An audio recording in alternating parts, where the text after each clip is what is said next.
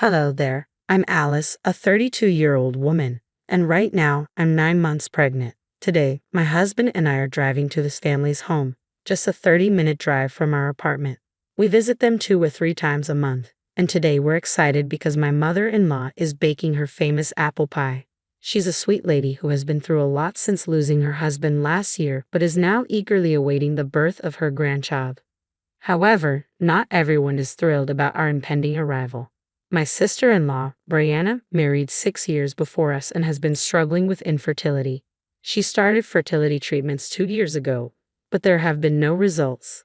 The pressure has made her irritable, and my mother-in-law often asks us to visit when Brianna isn't around.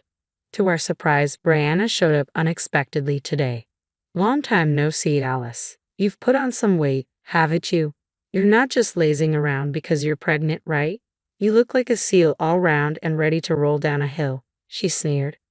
I was taken aback by her harsh words. Hey, Brianna, how can you say something like that? She's 9 months pregnant. Of course her belly is big. You're going to make enemies with pregnant women all over the world talking like that. My husband quickly defended me. Oh please, I'm just thinking about Alice. It's tough if a pregnant woman gets too heavy. I just want Alice to be aware of her responsibilities as a mother, Brianna retorted. Thank you, sister-in-law. Yes, you're right, I should be more careful, I responded, choosing non-confrontational words. But she wasn't done.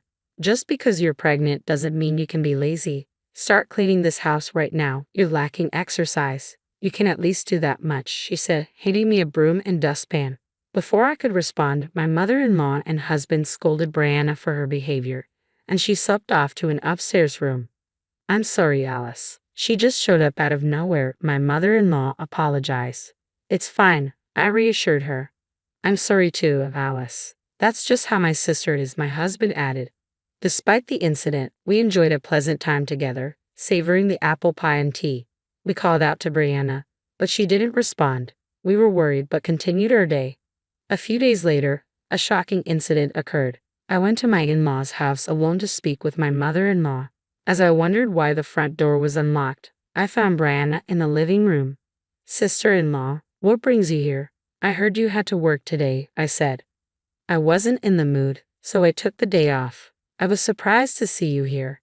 You disrupted my cleaning last time. Now get back to work, she demanded, thrusting the broom and dustpan at me. I decided to clean to avoid trouble, but that day I was feeling discomfort from early morning. During the cleaning, I began to feel pain in my stomach. Just as I thought of taking a short break, Brianna kicked my stomach, causing my water to break. The pain escalated, and I fell to the ground. Ah, it hurts. Somebody please help, I cried out. I managed to dial my mother-in-law before losing consciousness. When I woke up, I was in a hospital bed with an IV in my arm and my body wrapped in an electric blanket. Where am I? What about my baby? I tried to sit up, but the pain in my abdomen stopped me. My stomach, which was supposed to be large, had shrunk, and I was shocked. I pressed the nurse call button, and when the nurse came, I asked what had happened. Apparently, my water had broken, and I had to give birth via emergency cesarean. The baby was small and in an incubator. The doctor assured us that the baby, though small and in an incubator, was in good health. My mother-in-law and husband, who had rushed in, were informed, and their faces were red with anger. I decided to visit the baby once I felt better and tried to rest to recover quickly. However, the next day, an unbelievable pair showed up in my room, my sister-in-law and her husband.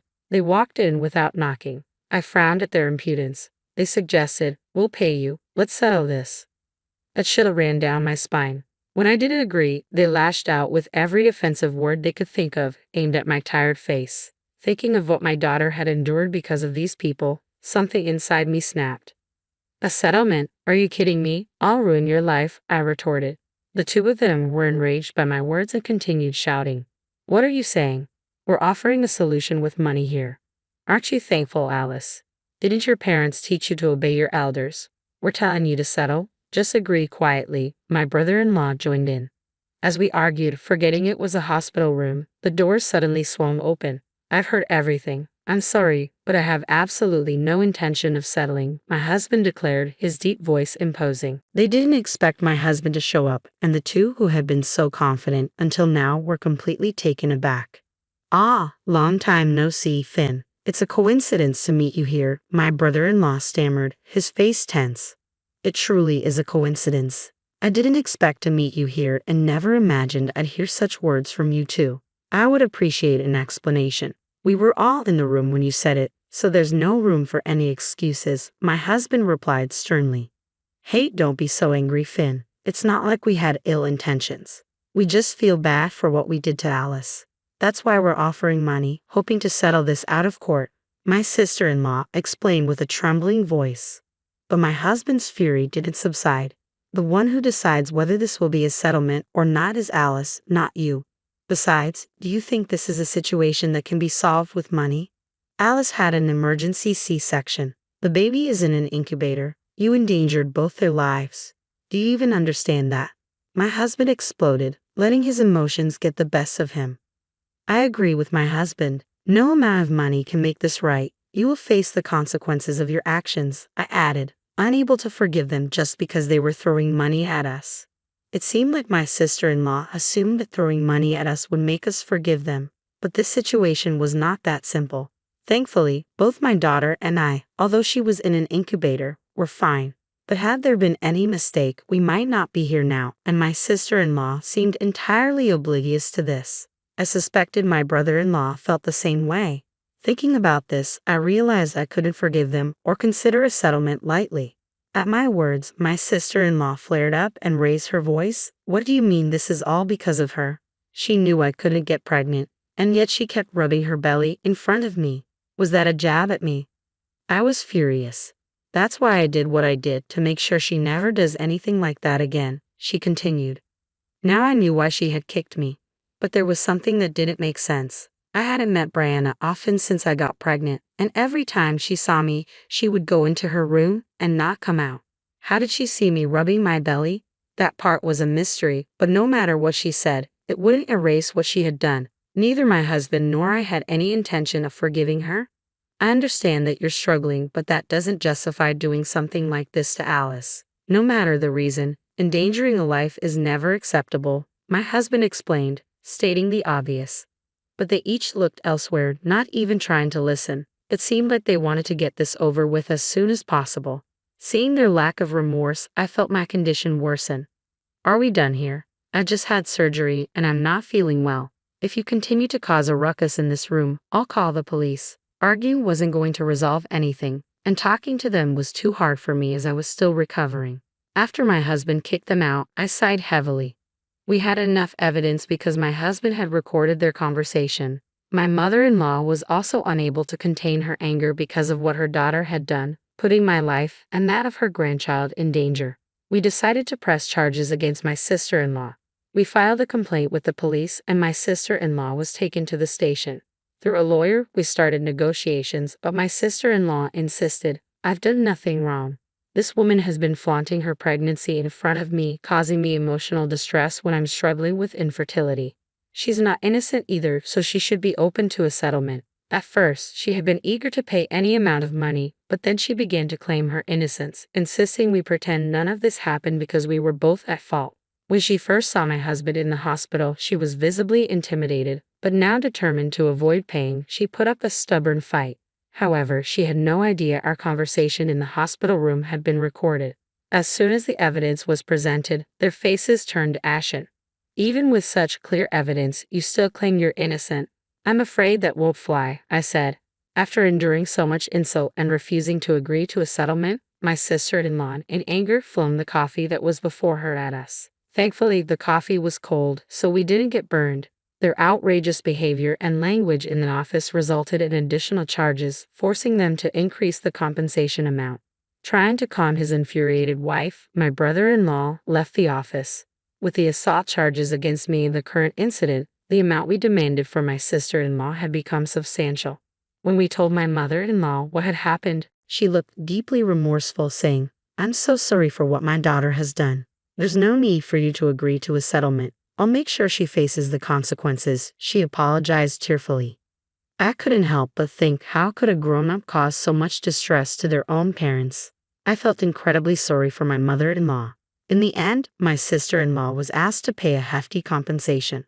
Shocked by the amount, she called me repeatedly, insisting that we reduce it because we were both at fault. I couldn't comprehend how she could make such an argument after all she had done. No matter how many times you call, the answer remains the same. We have no intention of reducing the amount nor agreeing to a settlement. Honestly, your calls are becoming a nuisance. Please stop, I snapped at her. This caused her to lose her temper, and unbelievably, she barged into my apartment. Hey, you're there, right? I know you're in there. Get out here now, coward, she shouted. I was resting on the sofa due to the pain from my surgery when she started pounding on the door, shouting incomprehensible insults. Hey, what on earth are you doing? Is everything okay with you? Your shouting is disturbing everyone else. Please stop, I yelled back while she continued to bang on the door. There were elderly people and families with babies in the apartment, and despite it being past 8 p.m., she was causing such a ruckus. I wondered if she ever considered that people might be sleeping. My husband was still at work and hadn't returned home since I got discharged from the hospital. I've been visiting my daughter every day, feeling unwell, and dealing with her unannounced visit and commotion was pushing me to my wits' end. No matter how many times you come here, my mind won't change.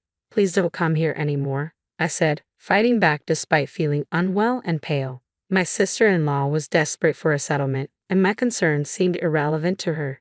I didn't do this because I wanted to, you know. It's because of your intrusions that things have come to this. It's presumptuous of you to get pregnant before me. Shouldn't you have been more considerate and waited to get pregnant after us? It seemed like she saw pregnancy as some sort of competition. I don't think pregnancy is a competition or that it's more honorable to get pregnant first. But for my sister-in-law, who has struggled with infertility for many years, it seemed like she viewed pregnancy in that way. Everyone has different values, but that's no excuse to hurt others. I understand you're upset about not being able to have children, but that's no reason to hurt others. So, I cannot forgive you. You put my daughter in danger, and for that, you will be held responsible, I stated firmly. Above everything else, the fact that she had hurt my daughter was unforgivable. Just then, the sound of sirens could be heard from outside. It seemed that someone in the apartment had reported the disturbance. When you're banging on someone's door and yelling at this hour, it's inevitable that the police would be called. What do you mean the police are here? Open the door. You have to hide me, she pleaded.